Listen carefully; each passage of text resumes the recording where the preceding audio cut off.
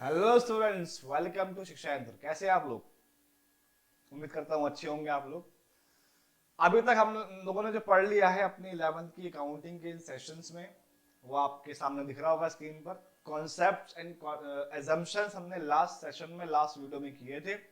आज की इस वीडियो में हम बड़ा ही इंपॉर्टेंट और बड़ी ही बहुत इंपॉर्टेंट चीजें, बहुत इंपॉर्टेंट कन्वेंशन एंड प्रिंसिपल्स हम लोग करने वाले हैं बेटे।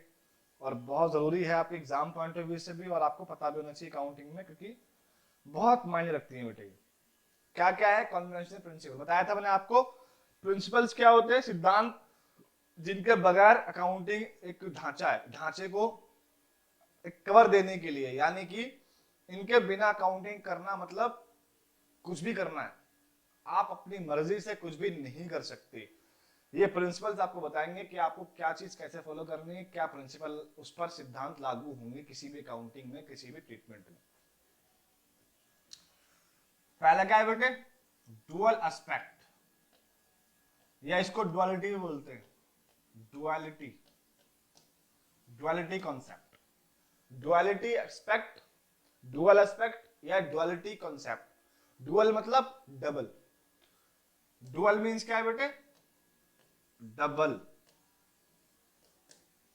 डबल एस्पेक्ट मतलब इंपैक्ट। किसी भी ट्रांजैक्शन का जो आप रिकॉर्डिंग कर रहे हो ना बेटे, उसके दो एस्पेक्ट, दो इंपैक्ट होते ही होते हैं अकाउंटिंग के अंदर।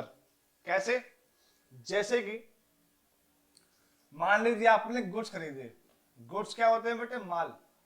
जो, यानी कि इसको स्टॉक ले लेता हूं मैं, समझ में आ जाएगा। स्टॉक, स्टॉक समझते हो ना?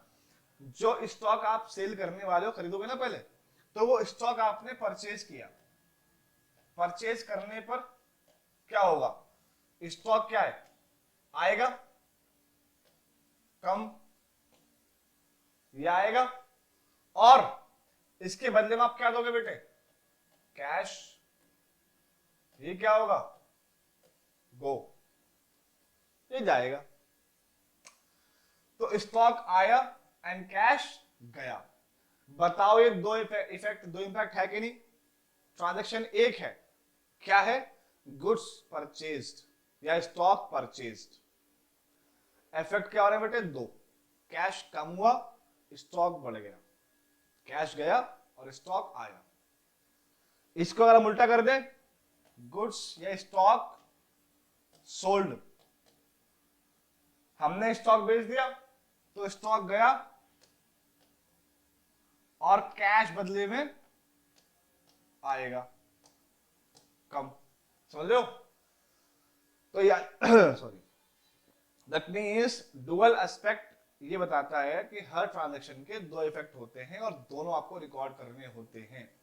एक स्टॉक में रिकॉर्ड हो जाएगा और एक कैश में। दोनों अपने अपनी जगह पर रिकॉर्ड किए जाएंगे, लेकिन किए जरूर जाएंगे। इसीलिए इसी पर बेस हमारी पूरी अकाउंटिंग होती है। Dual aspect, duality concept, principle है। अगर आप डुअल एस्पेक्ट प्रिंसिपल फॉलो नहीं कर रहे तो आप अकाउंटिंग नहीं कर रहे, कुछ और ही कर रहे हो फिर आप। ठीक है? तो इसलिए इसको फॉलो करना बहुत जरूरी है। सेकंड क्या बेटे हमारे पास? कॉस्ट कॉन्सेप्ट या कॉस्ट प्रिंसिपल। कॉस्ट प्रिंसिपल ये क्या है बेटे? क्या मतलब है इसका? कॉस्ट का मतलब ये है, या इसको हम एक नाम और देते हैं बेटे, हिस्टोरिकल कॉस्ट भी कहते हैं इसको। हिस्टोरिकल कॉस्ट कॉन्सेप्ट या हिस्टोरिकल कॉस्ट प्रिंसिपल। क्या मतलब है इसका? हम जो भी एसेट खरीदेंगे, कोई भी हम चीज खरीद रहे हैं बिजनेस के लिए, उसे हम किस पर रिकॉर्ड करेंगे? कॉस्ट पे। जितने का हमने लिया है उसे उतने पर रिकॉर्ड करना है। जितने का हमने जो आइटम खरीदा है उसे उतने में रिकॉर्ड करना है। इसे बोलते हैं हिस्टोरिकल कॉस्ट प्रिंसिपल। ठीक है? एग्जाम्पल के लिए, सपोज आपने एक बिल्डिंग खरीदी 1 लाख रुपए की। आपने 1 लाख रुपए की एक बिल्डिंग खरीदी 1 अप्रैल को, जबकि मार्केट में उसके रेट क्या थे बेटे? मार्केट में उसके रेट थे 1,20,000 रुपए। ये थी मार्केट वैल्यू, और ये आपने एट कॉस्ट परचेज किया। ये बिल्डिंग है। क्या है बेटे? बिल्डिंग।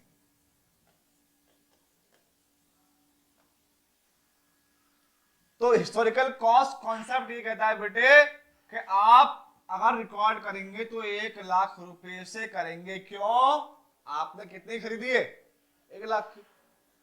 तो इसीलिए आपको 1 लाख रुपए की रिकॉर्डिंग करनी होगी। ये किस पर बेस्ड है? कॉस्ट प्रिंसिपल पर बेस्ड। अगर हम होंगे तो क्या कर देंगे? 1,20,000 की लिख देंगे, बताएंगे भी 1,20,000 की, 1,20,000 के लिए। लेकिन नहीं, अकाउंटिंग ने साफ मना किया कि ये ट्रू एंड फेयर व्यू नहीं होगा, ये फ्रॉड एंड एरर में आ जाएगा अगर आप 1,20,000 दिखाओगे तो। हाँ, जब आप सेल करोगे 1,20,000 की करोगे तो 20 का प्रॉफिट दिखा दोगे आप, खत्म। लेकिन कॉस्ट 1,20,000 की दिखा दो अगर इसमें तो गलत हो जाएगा। ठीक है, तो इसलिए आपको एट कॉस्ट रिकॉर्ड करनी है। कोई भी चीज आप रिकॉर्ड करेंगे तो इसलिए इसे कहते हैं हिस्टोरिकल कॉस्ट प्रिंसिपल या हिस्टोरिकल कॉस्ट कॉन्सेप्ट। ठीक है, बहुत इजी सा है। फिर क्या है? मैचिंग कॉन्सेप्ट या matching principal. Matching principal, matching मतलब क्या बेटा? मैचिंग मैचिंग समझते हो? मैच कराना, मिलान करना। किसका किसका मैचिंग हो रही है बेटा? किसका मिलान हो रहा है यहां पर? एक्सपेंस और इनकम का बेटे, एक्सपेंस एंड इनकम का मिलान हो रहा है। यानी कि ये कॉन्सेप्ट, ये प्रिंसिपल क्या कहता है बेटा कि आपको एक्सपेंस और इनकम को मैच कराना है आपस में और ये निकालना है वेदर इट इज प्रॉफिट और लॉस, प्रॉफिट और लॉस। आपने क्या अर्न किया एक अकाउंटिंग पीरियड में, वो आप कैसे निकालोगे? अपने एक्सपेंसेस को इनकम के साथ मैच करा के। अगर मान लीजिए आपके एक्सपेंसेस 50,000 रुपए के थे और आपकी इनकम 70,000 रुपए की थी, दैट मीन्स डिफरेंस क्या है बेटे? ये डिफरेंस 20,000 रुपए का आ गया, ये प्रॉफिट ट्रीट किया जाएगा। वही अगर ये एक 50 की है और ये 70 की इनकम है तो 150 एक्सपेंस ज्यादा हो गए, 70 इनकम कम हो गई, तो यहां पर 80,000 का बेटे लॉस रिकॉर्ड किया जाएगा। ये है मैचिंग कॉन्सेप्ट। आया समझ में? बहुत इजी सही है, भी कोई मुश्किल नहीं है। तो ये ध्यान रखना है कि आपको मैचिंग कॉन्सेप्ट का मतलब क्या है। आपको अपने एक्सपेंसेस को अपनी इनकम के साथ मैच कराना है और प्रॉफिट या लॉस को फाइंड आउट करना है for a specific accounting period. 12 महीने, 6 महीने, 3 महीने, जो भी है आपने अकाउंटिंग के आपने ऑपरेशंस की है उनका आपने मैच करा के अपना प्रॉफिट निकाल देना है। ये है मैचिंग कॉन्सेप्ट। इसके अलावा हमारे पास क्या है? Full disclosure principle. Full disclosure principle क्या मतलब इसका? जैसे कि नाम से चल रहा है, फुल डिस्क्लोजर, यानी कि कोई भी इंफॉर्मेशन ऐसी है जो डिस्क्लोज करनी चाहिए, आपको डिस्क्लोज फुल्ली करनी है, पार्टली नहीं करनी। कोई भी इंफॉर्मेशन है, कोई भी इंफॉर्मेशन ऐसी है जो मटेरियल है या नहीं भी है, आपको फुल डिस्क्लोज करनी है। जैसा कि मैंने अभी बताया था मैचिंग कॉन्सेप्ट में कि आपने बिल्डिंग ली 1 लाख की, जबकि उसी टाइम उसकी मार्केट वैल्यू 120 थी, तो आप क्या करेंगे? कॉस्ट तो दिखाएंगे अपनी बुक्स ऑफ अकाउंट में, बुक्स ऑफ अकाउंट में कॉस्ट लिखेंगे, रिकॉर्ड करेंगे, बट आप ब्रैकेट में या कहीं भी नोट्स के थ्रू आप ये दिखा देंगे कि उसकी मार्केट वैल्यू इतने रुपए है। इसे कहते हैं फुल डिस्क्लोजर। ठीक है, कोई भी इंफॉर्मेशन है किसी भी एसेट लायबिलिटीज के रिगार्डिंग, किसी भी आइटम के रिगार्डिंग, वो आपको फुल डिस्क्लोज करनी है अपनी बुक्स ऑफ अकाउंट्स में, अपने नोट्स में, हर हालत में, हर जगह, हर चैप्टर में, हर ट्रीटमेंट में। छोड़ना नहीं है, मिस नहीं करना कुछ भी आपको। इसके हमारे पास क्या है? Conservatism principal. कंजर्वेटिज्म, इसका एक नाम और भी होता है बेटे, इसको हम प्रूडेंस भी कहते हैं। प्रूडेंस, प्रूडेंस, प्रूडेंस प्रिंसिपल का मतलब ये होता है बेटे कि अगर हमें फ्यूचर में कोई भी प्रॉफिट होने वाला है, प्रॉफिट होगा फ्यूचर में, रिकॉर्डिंग नहीं करेंगे, नहीं करना। ये कॉन्सेप्ट कहता है, ये प्रिंसिपल कहता है कि अगर कोई भी फ्यूचर में रिकॉर्डिंग होने वाली, प्रॉफिट होने वाला है आपको, मान लीजिए कोई एक्सपेक्टेड है कि हमें प्रॉफिट हो सकता है, इस बंदे से पैसे आएंगे तो प्रॉफिट के आएंगे, तो वो प्रॉफिट रिकॉर्ड आपको एट दैट टाइम नहीं करना। कब करना है? जब वो एक्चुअली रिसीव हो जाएगा। But in case of loss, loss है तो उसे आप रिकॉर्ड करेंगे। उसके लिए आप क्या बनाएंगे? प्रोविजंस बनाएंगे। उसके लिए आप प्रावधान तैयार करेंगे लॉसेस के लिए, ताकि आपको एकदम से उसका लॉस बेयर करने में कोई इशू ना आए, दिक्कत ना आए। आप पहले से तैयार रहेंगे। जिस तरह से हम गुल्लक बनाते हैं ना, पैसे के आगे कोई दिक्कत होगी तो वहां पे काम आएंगे।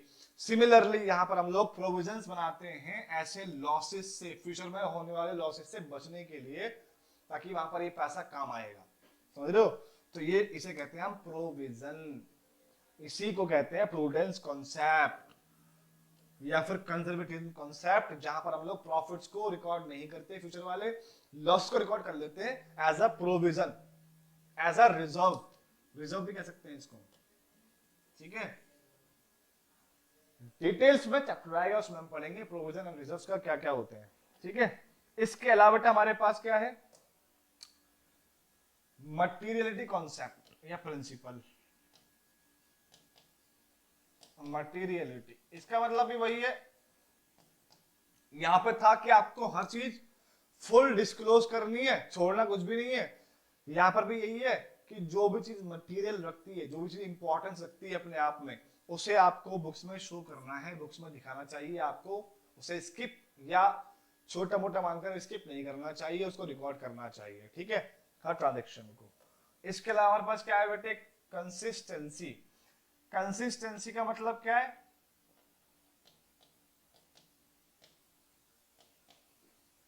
मतलब रेगुलरिटी।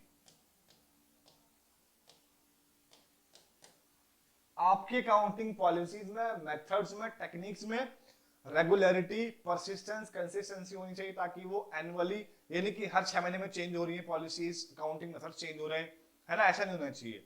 कभी 4-10-20 साल में चेंज हो रहे हैं तो अलग बात है, बट एनुअली या हाफ ईयरली, यानी कि चेंज ही हो रहे हैं, हर महीने चेंज हो रहे हैं, अलग ड्रामा चल रहा है कुछ भी, तो ऐसा नहीं होना चाहिए। एक रिजिड टेक्निक्स, मेथड्स को आपको फॉलो करना चाहिए। कंसिस्टेंसी यही सिखाती है, ये प्रिंसिपल यही कहता है कि आपको कंसिस्टेंस रहना चाहिए, ताकि आपके अकाउंटिंग में कोई भी वायलेशन नजर नहीं आए, जिससे कि आपस में आप कंपैरिजन करने में दिक्कत ना हो कि इस मेथड को आपने यूज किया इस साल तो ये प्रॉफिट हुआ, नेक्स्ट ईयर आपने कुछ और यूज कर लिया, कुछ और प्रॉफिट हुआ। तो कंपैरिजन करने में ना बहुत इश्यूज आते हैं, फिर मेथड जब चेंज हो गए तो फिर क्या कंपैरिजन कर पाओगे आप? तो इसलिए आपको you should be regular, you should be consistent, the policies and the method and techniques of the business should be consistent, must be applied consistently, ये भी कह सकते हैं। तो अगला क्या हमारे पास? रियलाइजेशन। क्या मतलब है इसका? रियलाइजेशन प्रिंसिपल,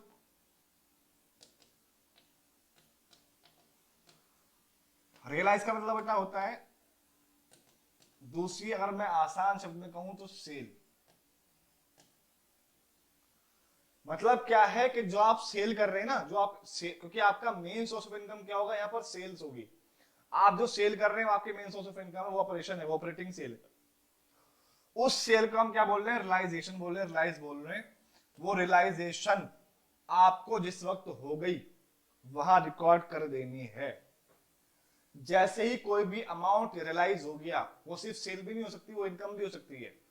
सेल या फिर उसको हम इनकम भी कह सकते हैं बेटे। रियलाइज का मतलब है वो हमें, वो चेंज हो गई, वो पैसों में कन्वर्ट हो गई, वो चीज पैसों में कन्वर्ट हो गई। कोई भी हमारा कोई इनकम आने थी वो आ गई, रियलाइज हो गई। वो स्टॉक था वो सेल कर दिया, पैसा आया बदले में, कन्वर्ट हो गई पैसे में, रियलाइज हो गया पैसा। तो रियलाइज उसको कहते हैं। ठीक है जी। तो रियलाइज का मतलब जैसे ही पैसा आया, हमारे हाथ में आ गया, उसे आप रिकॉर्ड कर लो, वेट मत करो।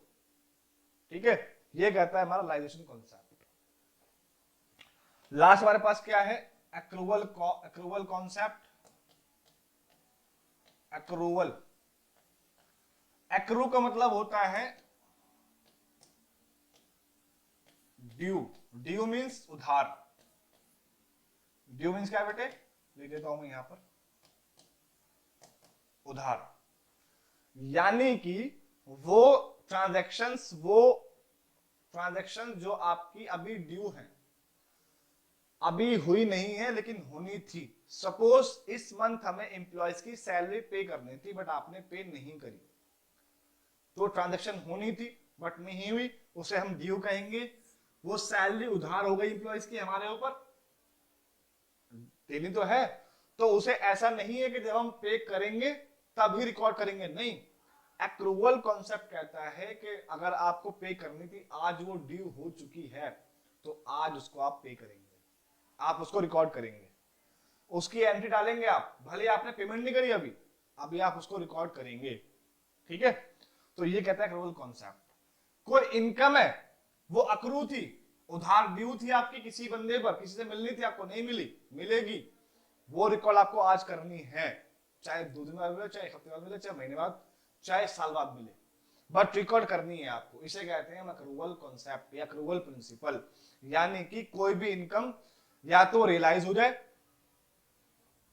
रिकॉर्ड कर लोगे एज पर रियलाइजेशन कॉन्सेप्ट।